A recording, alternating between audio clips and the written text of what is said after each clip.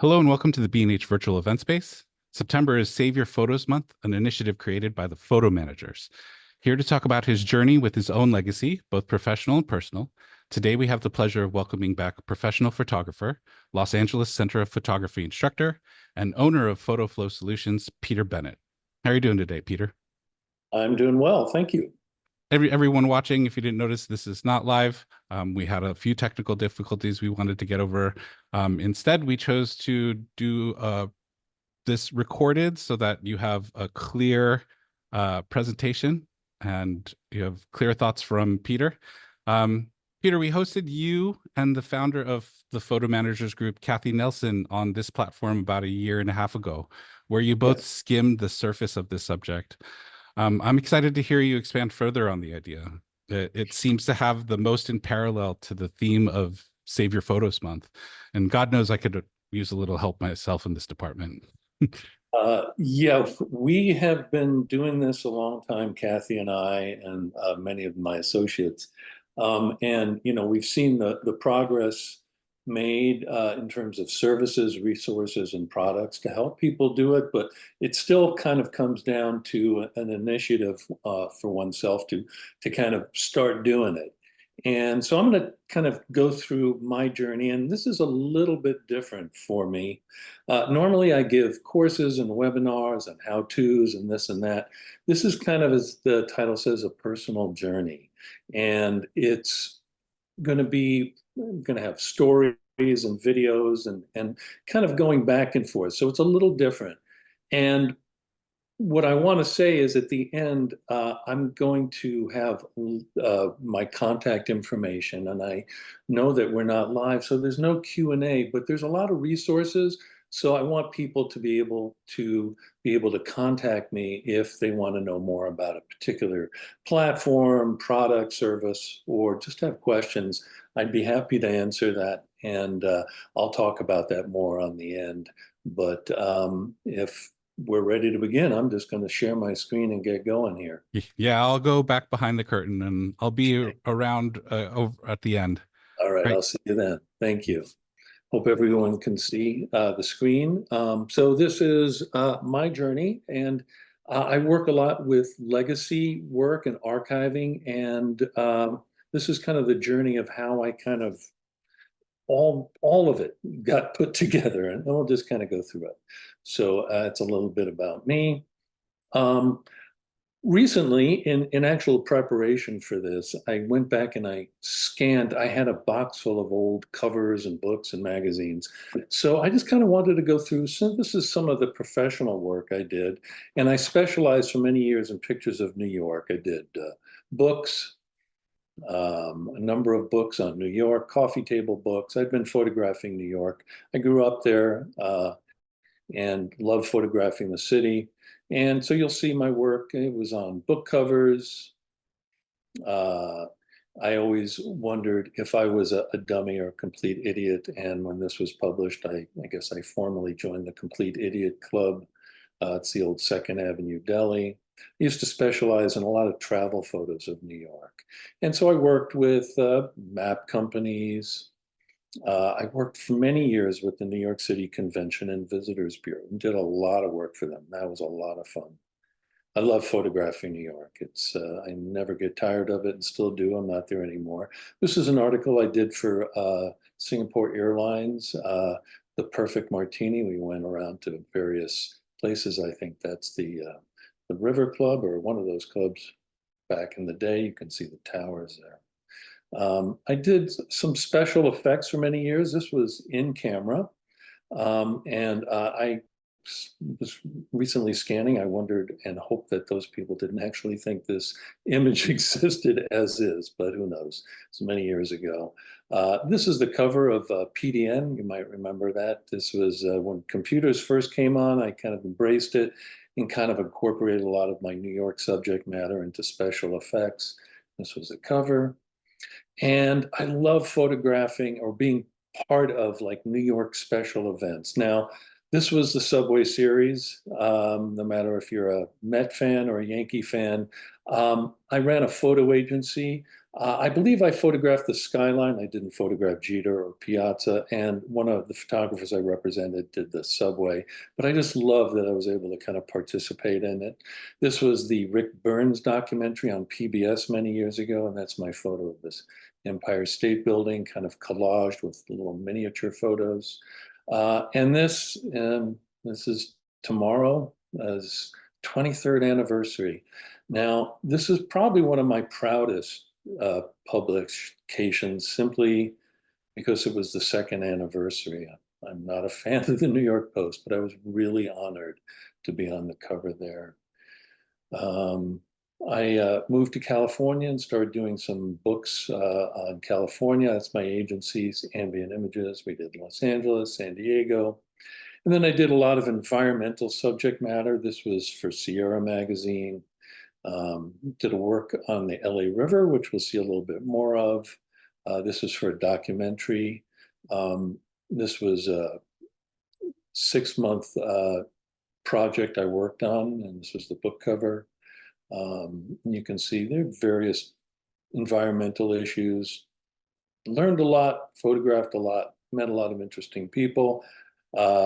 Strangely enough, they didn't feel there was enough trash in this, so they photoshopped a little bottle in there next to the egret. And my roots are from my family. This was my father. He was in the British Army. He was originally German and escaped and joined the British Army.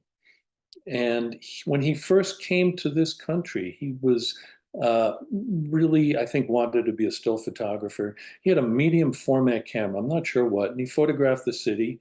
And that's Times Square back in about 1947, 1948. Photo taken of the skyline downtown from the Brooklyn Bridge. And before there was TV, there were construction sites. That's him on the beach. He ended up being a cinematographer and a film editor. That's him at an old moviola. So I was on my father's side. On my mother's side, I'll show a little bit more about his life as we move forward. But he came over here at the turn of the last century and had studied photography in Japan after escaping Russia, and opened up a photo studio on the Coney Island Boardwalk in Brighton Beach. And that was, they lived, and my mother and her brother, my grandfather and grandmother lived on the 6th floor overlooking the beach. That's Brighton Beach. And the studio was on the ground floor in the boardwalk. And so my mother was, photographed in the studio as she grew up. And everybody in the family had their pictures taken. This was me and my cousin Michael. With diapers so big, we actually needed suspenders to keep them up. And that's as I kind of grew up. So you can see that I was around photography. It was really a big part of my life. And,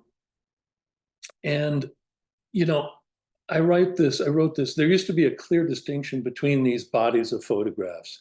One was strictly work photography. The other was strictly family photos. But I reached a certain place in my life where they began to merge. They were all part of my personal legacy and my life's work. And they all came under the heading of my life. And kind of circle back to this, but where it came from is I work these days in the last 10 years or so as a professional photo organizer. I saw that people were going to have a lot of problems organizing their photos and dealing with just ever-growing digital photo collections. And so as somebody who had run a digital photo agency, I was kind of adept at helping people organize their own family photos. And, but these were some of the questions or concerns I saw my clients starting to have. Their photo mess was getting worse. They didn't have or won't have anything to pass on because it was in such disarray. And they were afraid their stories would die with them. They're going to lose everything, that they don't have enough time. And they felt responsible for saving their family history. There's usually somebody in each family who's kind of the designated family historian, but things were so out of control, they really didn't have an opportunity to kind of, do what they wanted to do.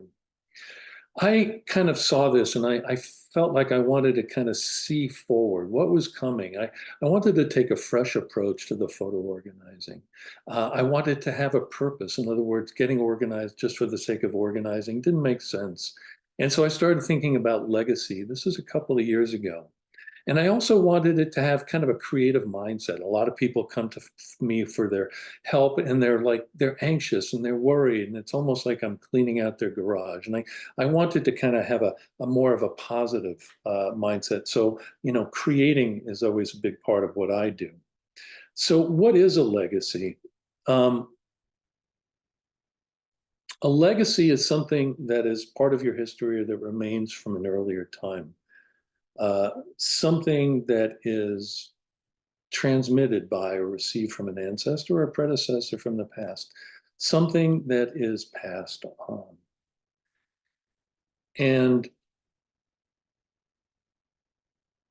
I came up with the idea of a legacy collection, which is a curated selection of best and most meaningful images. And that tells family history and stories. And it needs to be much, much smaller than the photo library so that it can be easily passed down, because no one's going to look at 50,000 photos in an Apple Photos library. I wanted to be able to tell stories and be creative storytelling. So that's what I kind of embarked on. And like many people, I had done a photo book. This was my son in his first year many years ago.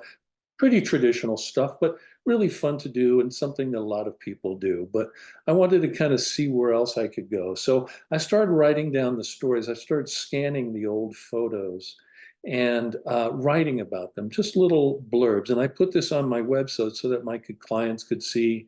And I posted them on Facebook and Instagram. I got a tremendous response. And it was fun to write these little stories, these little anecdotal stories that I kind of heard passed down. And so that was kind of my first real effort at creative storytelling. So I'm going to kind of go out of here now and kind of go to movies or videos here. Now, my mother passed away a few years ago. She was 99, grew up in Brooklyn, and I had the wherewithal to interview her for many years. And I used some of that to put together a video biography of her. And this is just a snippet from her memorial video that I put together. And you can see what I was starting to kind of go to. So take a look. I wanted to pursue photography, but I had been going to bartending school. Sorry. And there was this cool bar across. Here we go. Sorry about that. So that he was never really there. I could never do. My father, it was like once removed, because he was always so busy in the studio. He was a photographer, he had a photo studio. And he worked, I think, practically 7 days, so that he was never really there. I could never do things with him like most fathers did. And the only time that we really had together as a family was on, I think it was Yom Kippur, and where because of religious reasons, they closed the studio. And we would go to Rockefeller Center, and we'd see the movie and the stage performance and the Rockettes, which was a big thing.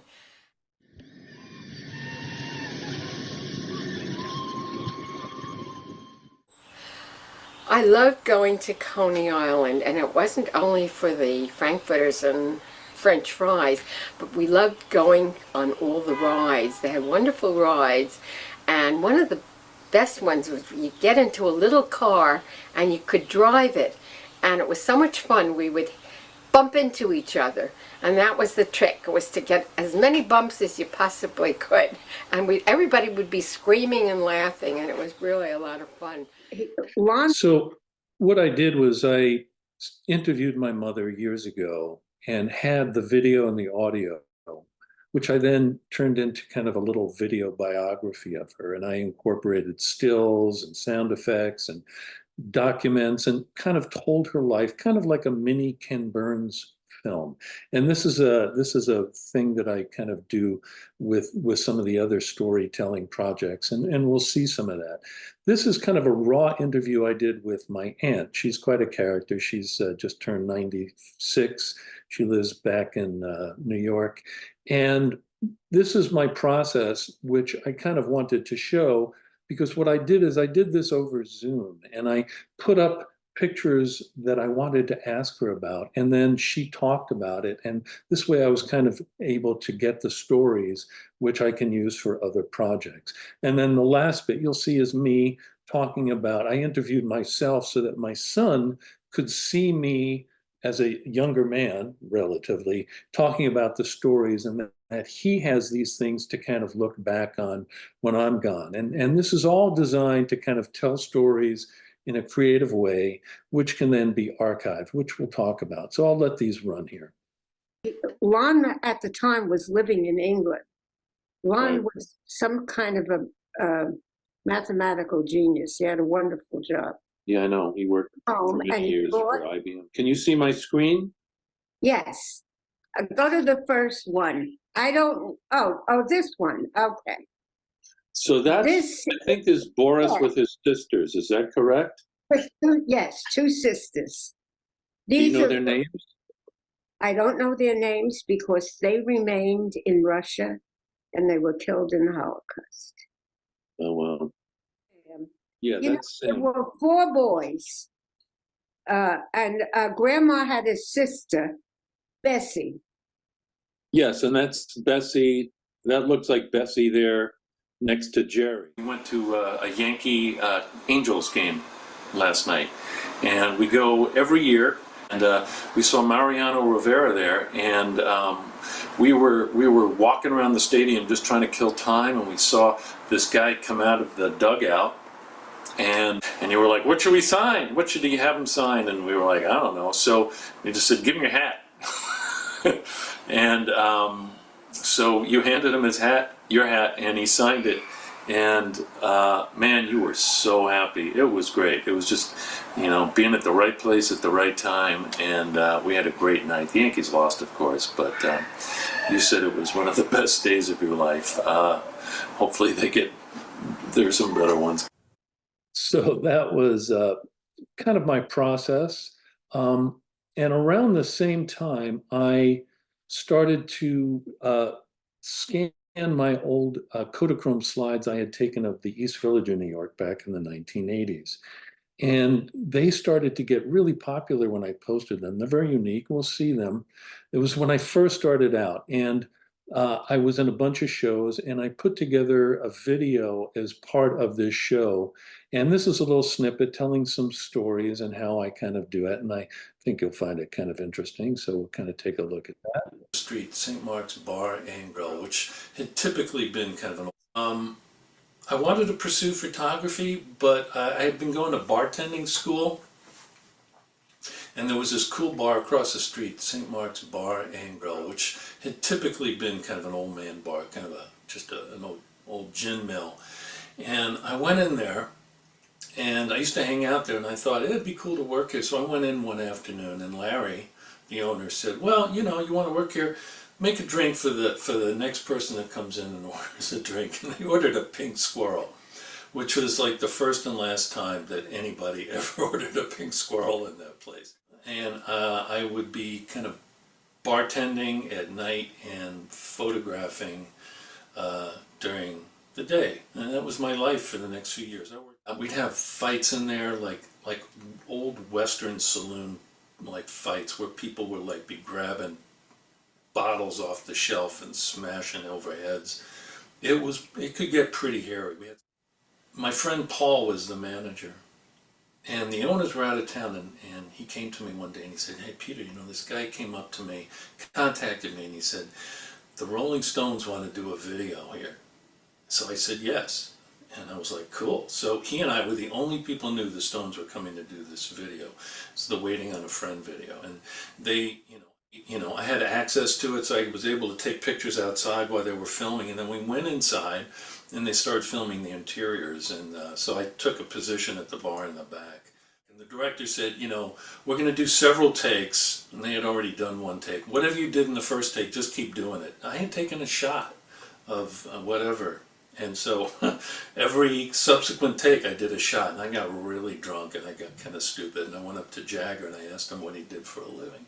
He didn't find it very funny. But we had a great time, and then the Stones jammed. And I was sitting 2 feet from them, like, while they're playing. It was kind of surreal. It didn't sound very good. I don't think they had played together for a while, but it was quite an experience.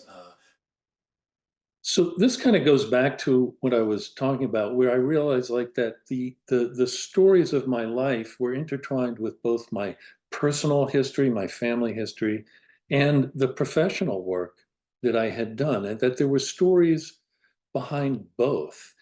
And I wanted to start telling them, and I wanted to do it in a creative way. In other words, if you tell a story and nobody wants to hear it, it's not very good. But if you can figure out ways to tell these stories, and I like to do these videos which combine the audio, the video, and the stills, I think it becomes kind of an interesting process.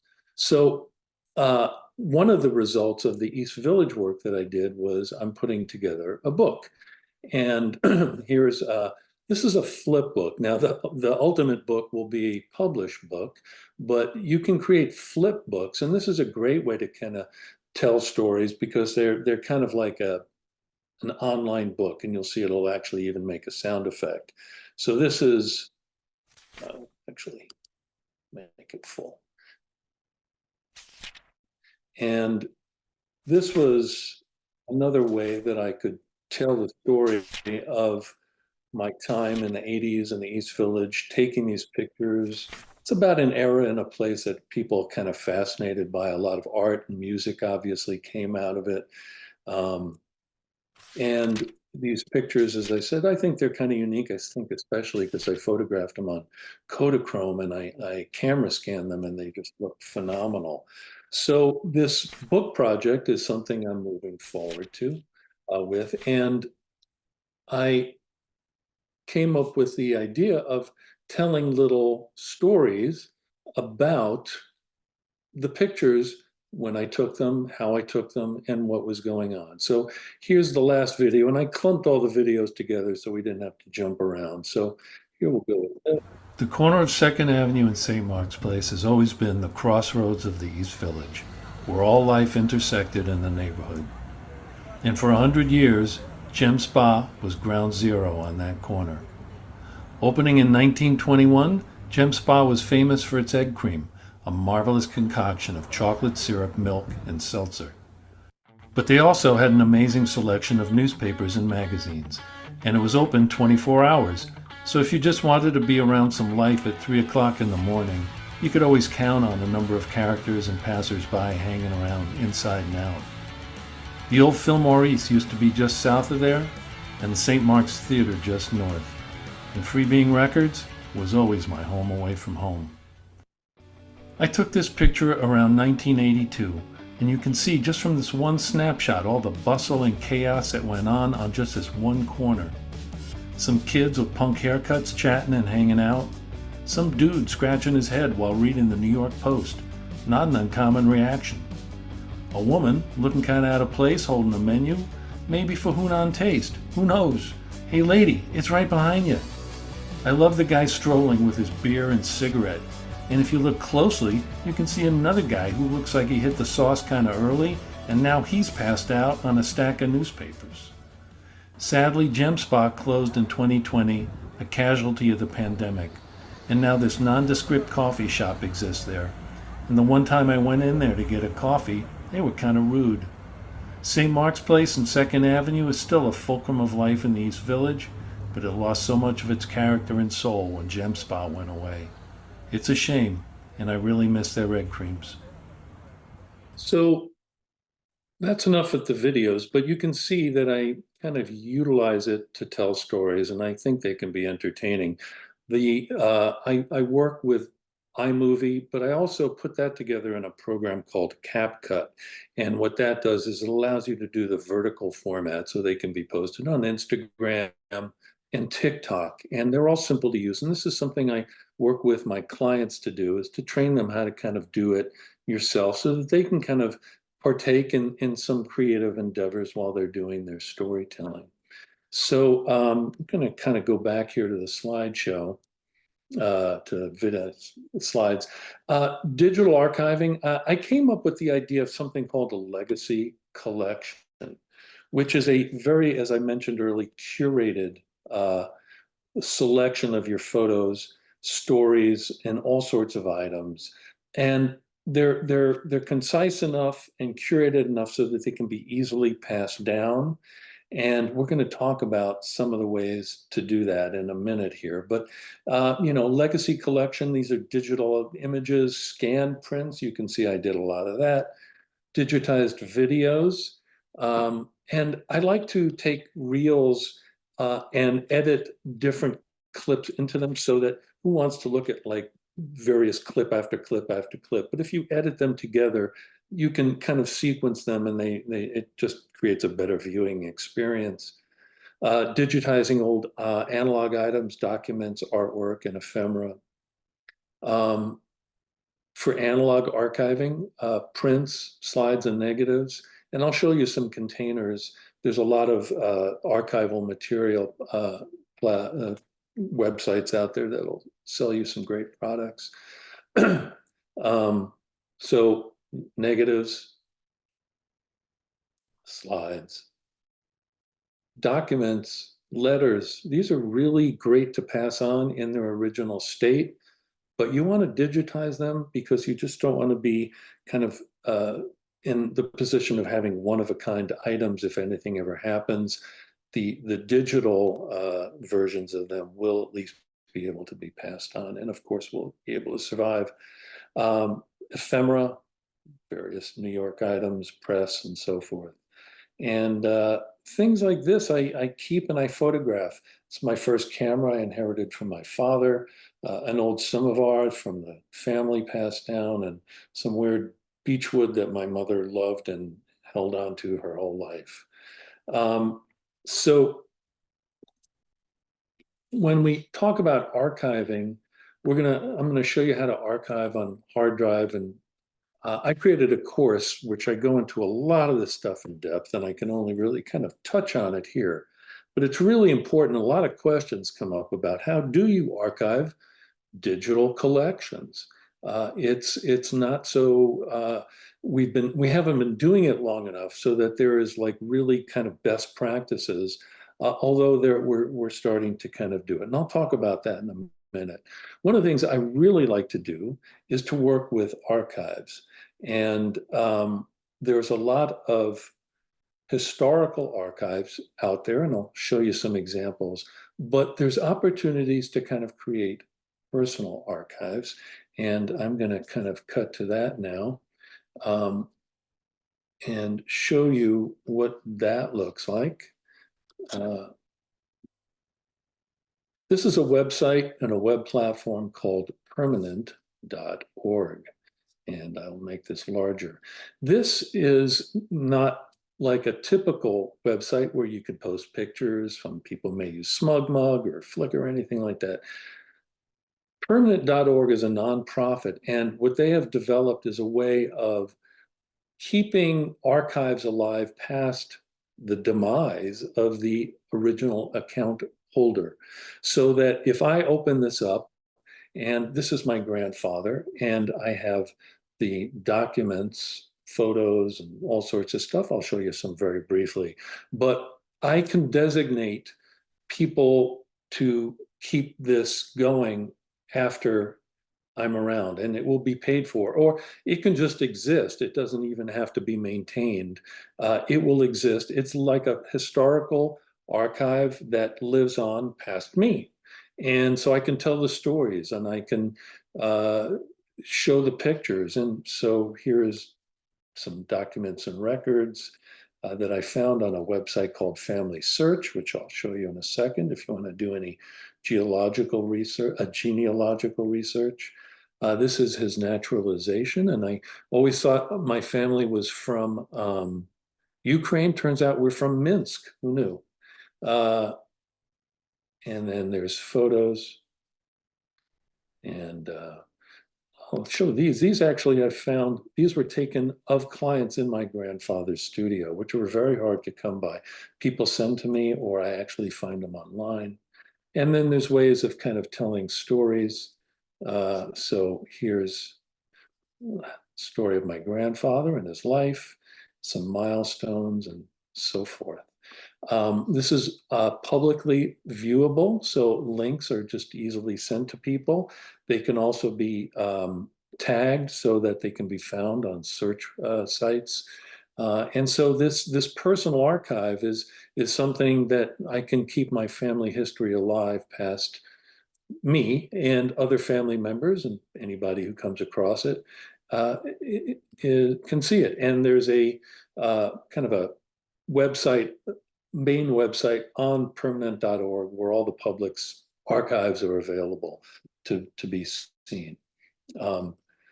This is the back end. It's not very interesting, but this is what I would work on to create it. I also do a little work on a site called Forever. Some of my clients like it. It doesn't really incorporate the storytelling aspect as nicely, I believe, as Permanent, but it also has albums, and you can tell some stories here as well. This is a permanent.org archive of my East Village work, so that this lives on, and I'm going to put this in there, and I have the videos. These are some of the ones we just saw. So again, it is my personal, my family history, and my professional work. It's all kind of enmeshed together at this point. They're all my stories. They're all the things that I did. They're all my memories. And so I want to tell the stories about all of it. And I love this permanent.org archives. It's extremely reasonably priced, and I'll have links for that. Now, I also, if you have historical work in your photography career, you can put it on some historical archives. And this is where my East Village and Greenwich Village work, I grew up there, is going to go. I'm getting it ready. This is the Greenwich Village Historical Society, and they have different collections, and so my work will be available there, which is nice to know that it will be available to kind of a wider selection of people. And then next, I did a work on the Los Angeles River. I was going to show you a little bit, but this kind of relates to the environmental stuff that I've done. But I did a book. I published a book. I sold out that book. It was a very popular book. And some of my work lives on in a historical archive, part of the Claremont Colleges, which is a big college university out here in Los Angeles. And so my Los Angeles River stuff is available. So you can find museums and historical sites for the digital work, and sometimes even for the physical work. So I'm going to kind of just close up here and go back and just talk briefly about kind of the nuts and bolts for the archiving. In digital archiving, we make our best educated guess and always gives ourselves the opportunity to adapt in the future. And this is what's critical in digital archiving. So I worked a little bit with the National Archive and their best practices, but there's really no path forward on how to preserve your digital collection. Now, the archives, the permanent.org, the Forever, is a way to preserve some of that work and the stories and the videos and the documents. But if there's like a collection that you literally want to pass on to somebody, my best practice is to literally just put it on a hard drive big enough to hold all the work. And remember, this is curated. That legacy collection is curated. One of the things I tell people is, you know, we entered the digital age and we're able to take hundreds and thousands and hundreds of thousands of photos. No one wants it, right? If you think about your great-great-grandparent how many pictures of them do you have, and how many pictures of them would you ever want? Well, if at some point in the future, multiple generations down the road, you're going to be that great grandparent, or even, further down the road, no one's going to want 100,000 photos. No one's going to want 1,000 photos, maybe a few dozen if you're interesting. So it's a humble kind of perspective to have, but I try to tell my clients that when they prepare, that you are one in a long line of your family history. And so give yourself, a good selection of images to tell your story. But, again, you don't want to kind of overwhelm the rest of your family, because it's not going to look good and no one's going to be interested. So that legacy collection goes on that hard drive. Doesn't have to be top of the line. Some people get these really high-end drives and various, I forget the name, but the higher end, the more expensive, and they're not going to last a lifetime. And what I tell people is you want to be kind of light on your feet, so that when new technologies come along, you can just kind of transfer everything, right? If you're kind of like involved in a RAID system, is what I was trying to remember. They're great, but if you buy a $10,000 RAID system, in 3 or 4 years, if they come up with new technologies, and they will, that will be obsolete. So if you keep a hard drive and you keep it backed up, as I will talk about, and you have the adapters to keep it current with new ports. In other words, connectivity is really critical to maintain. So you want to make sure you're on top of technology as it moves forward, so that you can transfer your legacy collection to new technologies as they come along. You want to keep it local, and you want to keep a backup as well, and even a web platform like I use Backblaze, so that I have 321 is 3 versions, and 2 locations, one of them offsite, 321. And so it's about staying light on the feet and adapting to new technologies. But you also do need a legacy contact. And a legacy contact is somebody presumably in your family who has an interest, or will at least take on the responsibility once you become either passed on or infirmed. Should be a younger generation. You need to write out careful instructions as to what and where everything is, websites, passwords, arrange with the legacy contact how to give them instructions. And then Apple and Android phones have different legacy contacts as well. But this is essentially the way that you want to pass on your digital archive. And I go into it way deeper in the course. I'm just skimming over it. These are some of the archival products. We'll just kind of finish up with this. For prints, you can see there's multiple. These are archival products that you can stick prints in, negatives, in this case, slides, documents. Usually it's polypropylene sleeves, so they don't off-gas, and you keep them in light-free protection so that they are not exposed to the elements and light. And that's pretty much it. So the course is available at the Photo Mangers. We have an academy, and there's a lot of courses there. It's very reasonably priced, and it really does. It's a 4.5-hour course. It takes you through all the nuts and bolts about archiving, plus how to do storytelling, what are the resources, the options. I really put a lot into it, and I'm very proud of it, and I hope people find it helpful. That's my website, and you can either use that website to contact me, or there's my email. And if you want to know more about some of the platforms, Family Search was where I did a lot of the genealogical research. It's a huge repository. It's all free. Same with the National Archives. CapCut is the video editing. It's free. I'll tell you about that, as well as any other resources or services that you may want to inquire about. I'm happy to help you with that. And I hope you found this helpful and enjoyed some of the stories. And with that, I think we're going to end it. Hey, Peter, that was great. Thanks so much.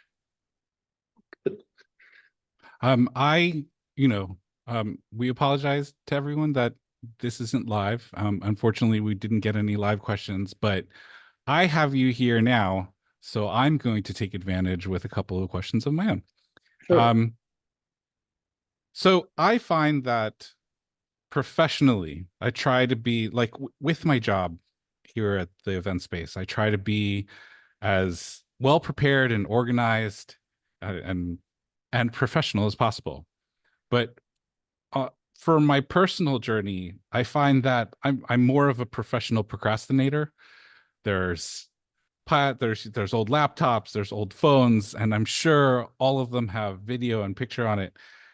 Do you have any advice for anyone that has, that hump to get over of, it's easy enough to just say, just get into the weeds and do it, but sometimes an extra reason And or a nudge. yeah, this is common, and this is why I kind of mentioned I had a kind of a transition in my approach to photo organizing, because people did have anxiety, and they all have the best intentions. They all do. I do. My own personal family collection was a complete mess, but my professional archive was absolutely fastidious because that's how I made money. So, what I would tell you is it is kind of a shift in attitude and perspective. And what you have to do is be patient and enjoy the ride. So, in other words, this is a lifelong process of archiving, telling stories, and not getting organized for organizing's sake, but to have kind of a goal with that, which is to tell stories. Ultimately, isn't that what we do with Mhm. photography? We're telling stories. So whether it's your personal family history or your professional career or whatever it is, thinking of it in terms of stories, it was the switch that turned it into kind of a more positive mindset for me. So if I can be creative, I have something to look forward to. If I have to like clean out my garage, I don't. Mm. So if you shift that perspective into like, I want to create, and this is how I can do it, and thinking along those lines, and then just not worrying how long it takes. I Okay. always tell people, when you go through your old stuff, you go down the memory lane rabbit hole. Enjoy it. That's part of the process. Don't feel like, oh, I can't do this, I shouldn't spend time doing that. Yes, spend time doing that. In the course, I talk about kind of refreshing memory and digging. You're a young man, I'm older, and so I had to kind of dig deep into kind of the old archives, and there's ways to facilitate that. And so I encourage it. In other words, what we think is the problem is really not it's just kind of enjoying it, as opposed to looking at it as like a chore. And I hope that makes sense. But once I kind Totally. of shifted that, I really got into it. I love video editing now. I love going through the photos. I love the stories. I love exploring my genealogy. I didn't show it. I went to Family Search and I found a family tree from my grandmother on my German side.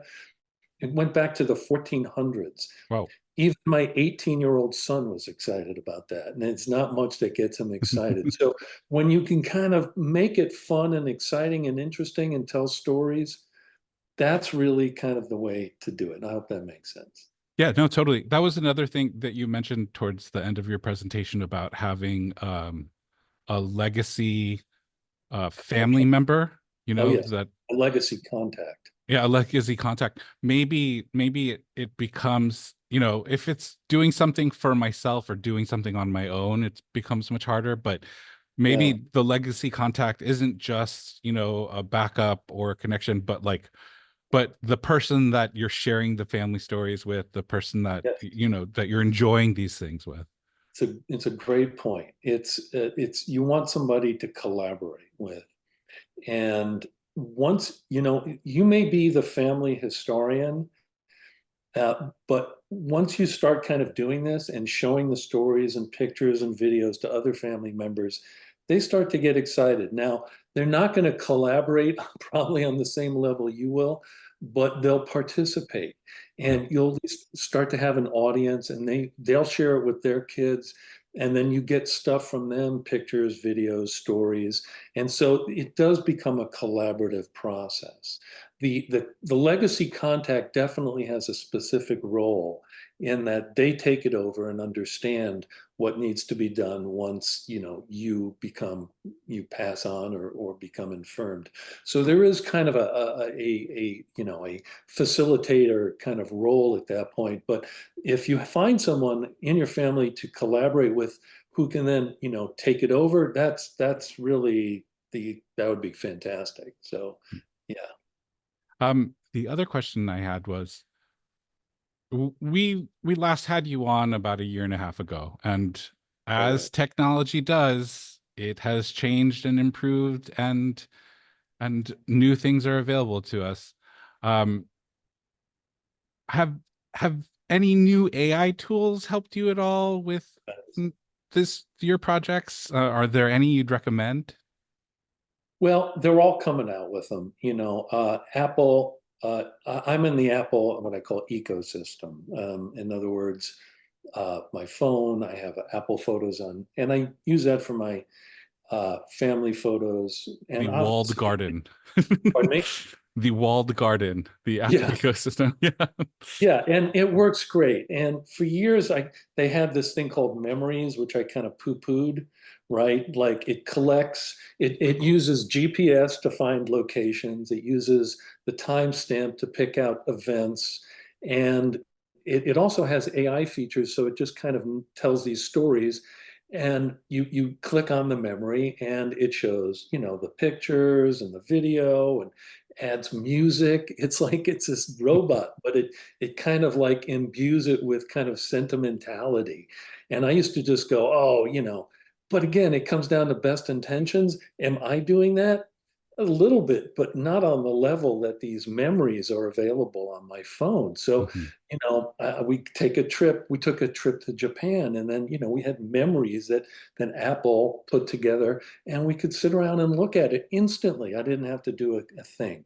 It's only going to get more and more. Now, AI also is also being utilized for organizing so that, we don't need to kind of manually do all that organizing as much as we used to, if at all, because you can just dump it into like Google Photos or Apple Photos or any number of ones, and it basically gets organized. And the point of a library is not to pass on a library. My Apple Photo library is for me, but it's there for me to kind of go and get things from. And so as long as it's searchable and I can find things, I can kind of pull out the images, the videos, and the memories to kind of do these projects with and to curate a legacy collection. And so AI is a fantastic tool in being able to kind of find that stuff. And once it find it, I identify it as like a favorite or a select or whatever.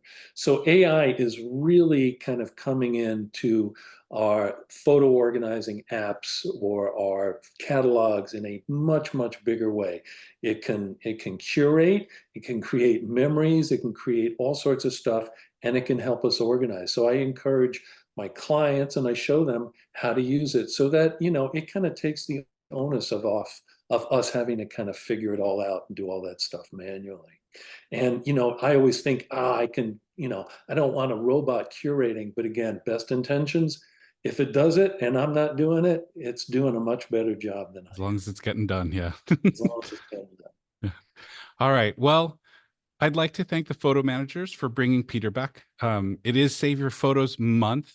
So if you didn't catch last week's photo manager, Amanda Littlecott, talking about her favorite photo organizing tools, like you just had mentioned, Peter, you can find the replay on our YouTube. Just check the live section of the B&H Event Space channel.